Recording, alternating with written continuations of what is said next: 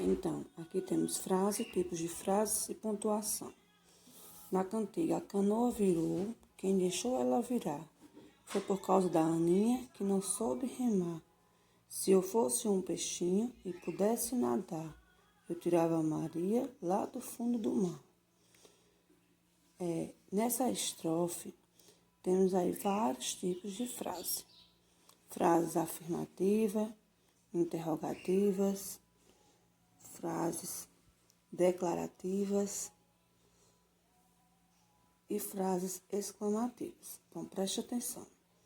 Um grupo de palavras que transmitem uma informação com sentido completo chama-se frase. Existem vários tipos de frase. Vamos classificá-las quanto à pontuação. Então, sou usado no final das frases declarativas, afirmativas e negativas. Quem é? O ponto final. Ele é usado no final da frase declarativas, que são afirmativas ou negativas. Por exemplo, quando ele disse, a canoa virou. Então, ele está afirmando.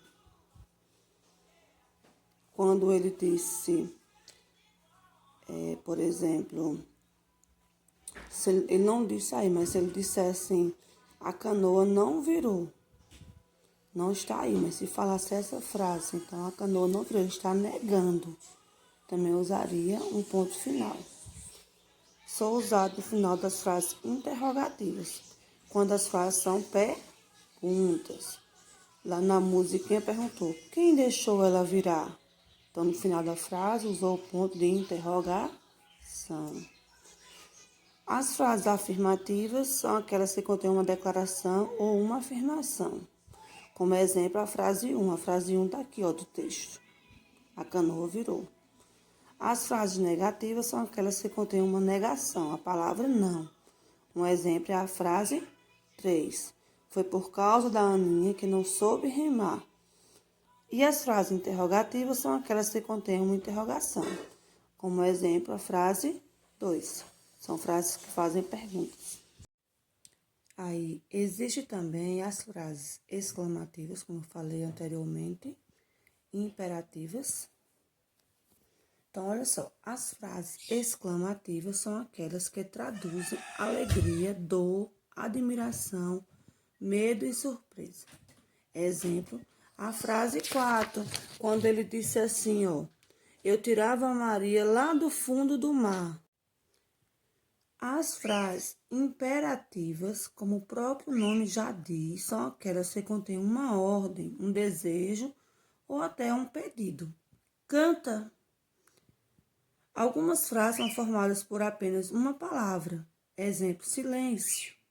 Parabéns. Lembre-se, no início de uma frase devemos usar sempre a letra maiúscula.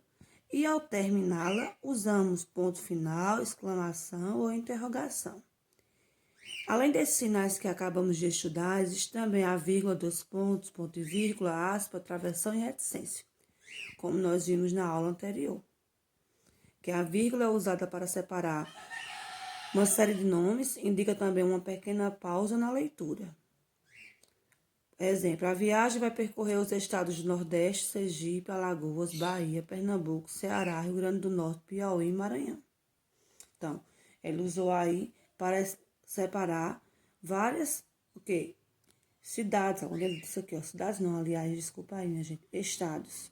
Sergipe, vírgula Alagoas, vírgula Bahia. Então, para separar uma é numeração. Os dois pontos são usados para indicar que alguém vai falar.